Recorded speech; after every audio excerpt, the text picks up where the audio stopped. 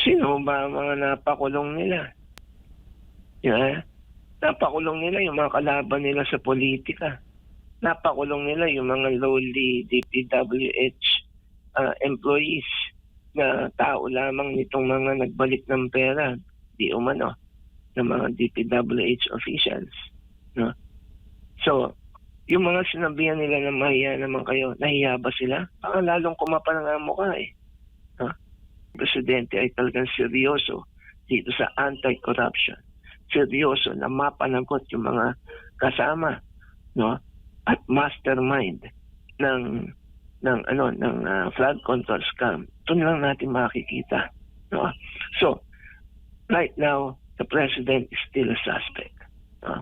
Kayo po ba ay satisfied or kumbaga kontento ba kayo doon sa pagmamalaki ng administrasyon na dito po sa kanyang pamumuno nalaman daw yung mga issue ng korupsyon at sa nakalipas na 1 taon matapos yung pahayag niya na mahiya naman kayo, masyado bang katiting lang yung resulta dito? Bagamat sinasabi, kiniklaim niya na siya yung unang presidente o administrasyon na talagang nakipagbuno dito sa korupsyon na ito, attorney. Sino ba ang mga napakulong nila? Napakulong nila yung mga kalaban nila sa politika. Napakulong nila yung mga lowly DPWH employees na tao lamang nitong mga nagbalik ng pera, di umano, ng mga DPWH officials. No? So, yung mga sinabihan nila na mahiya naman kayo, nahiya ba sila? Baka lalong kumapal nga ang mukha eh. Huh? And yung sinabi niya siya, nagsabi nito na parang pelikula yan na isang mga thriller films na yung mismong di ba sa mga thriller films, yung mismo nag-report ng crime, iniimbestigahan ng police dahil maaring siya ay mastermind o suspect. Parang ganun lang yan. No, unahan mo para claim na you expose the scam. Pero what are the facts? The facts is that he signed the budget. At sabi niya every page, no, at ganun ang sinasabi rin ng kanyang spokesperson, binasa, turned every page na dumaan sa kanyang mga mata. So, either hindi niya talaga binasa, no? Hindi niya alam yung implementasyon o kasama rin talaga siya. At dito, habang siya presidente, hindi magkakaroon ng whole picture to. Hindi magkakaroon ng pag hindi niya siya presidente at ang naging presidente ay talagang seryoso dito sa anti-corruption. Seryoso na mapanagot yung mga kasama, no? At mastermind ng flood control scam. Ito lang natin makikita, no? So right now the president is still a suspect, no? And not one, not two, not several zonas, no, nasasabihin niya na siya ang nag-expose dito, no, would be evidence to the contrary. He should take responsibility here, and perhaps cases should be filed against him when he is no longer president dahil may immunity from suit pa rin siya hanggang ngayon. So, come 2028, that's one issue. No?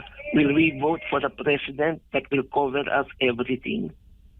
Will we vote for the president na kasama, no, dito sa flood control scam? Will we vote for the president that will just say nga, wala na yan, tapos na yan, wag na natin na yan, let's move on? Will we vote for such a president? Or we vote for the president na sa panunungkulan niya ay sisiguraduhin niyang mapapakulong tong nagnakaw ng trilyon piso na nagpahirap sa bayan natin.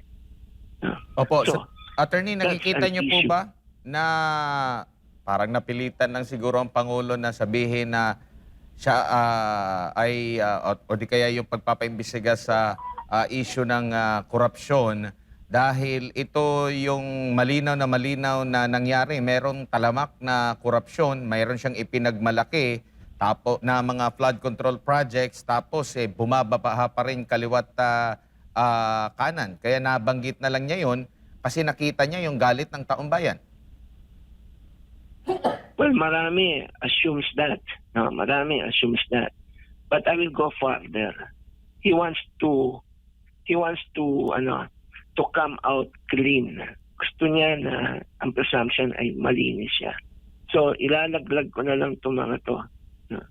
And perhaps since with all due respect to the ombudsman, ang ombudsman ay nandiyan na, bago ng ombudsman, then things are in order. There's a plan. May plano na dito. No? Pag sinabi nilang walang plano to, then hindi lang maluloko taong bayan. Opo. It's a grand design. And this grand design, okay pa rin to hanggat nasa pwesto sila. Pero hindi naman sila lagi nandiyan.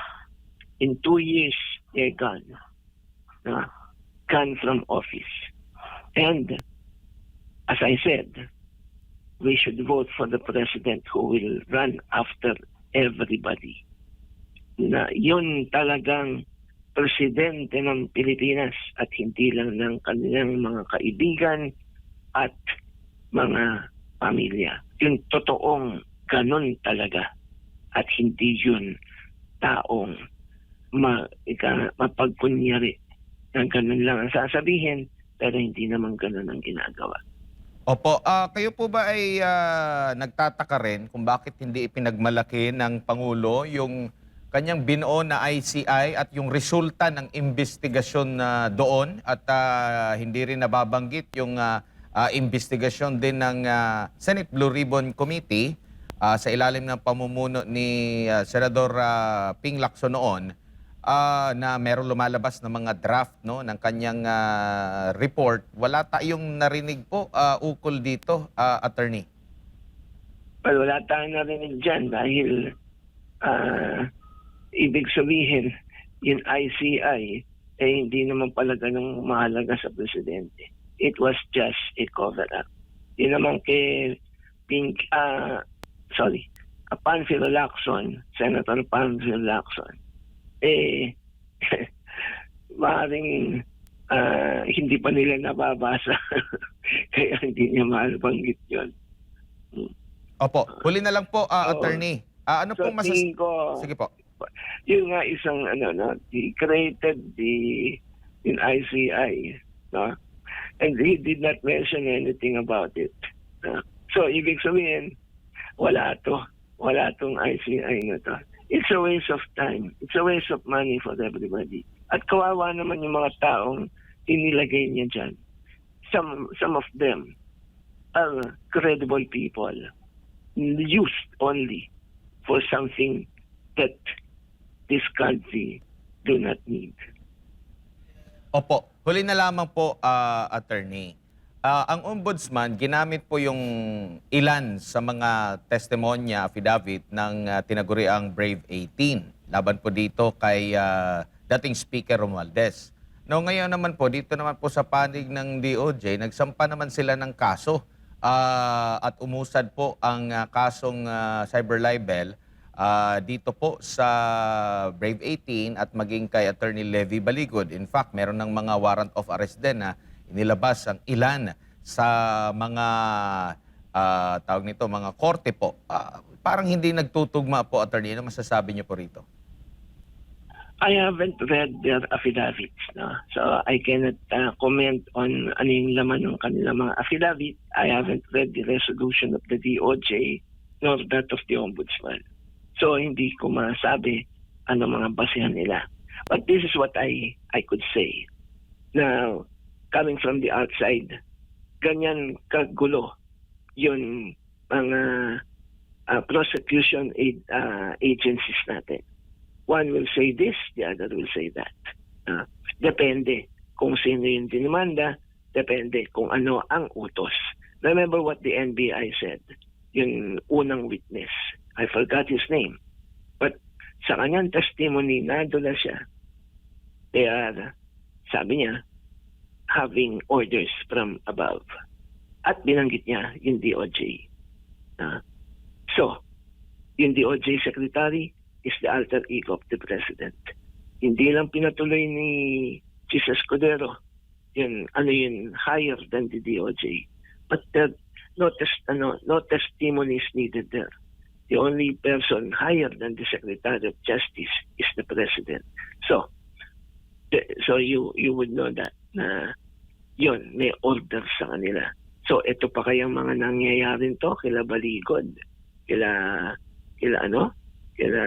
dito sa 18 Marines, hindi pa magkakaroon ng order diyan. I doubt. So that is justice as far as they are concerned. Opo.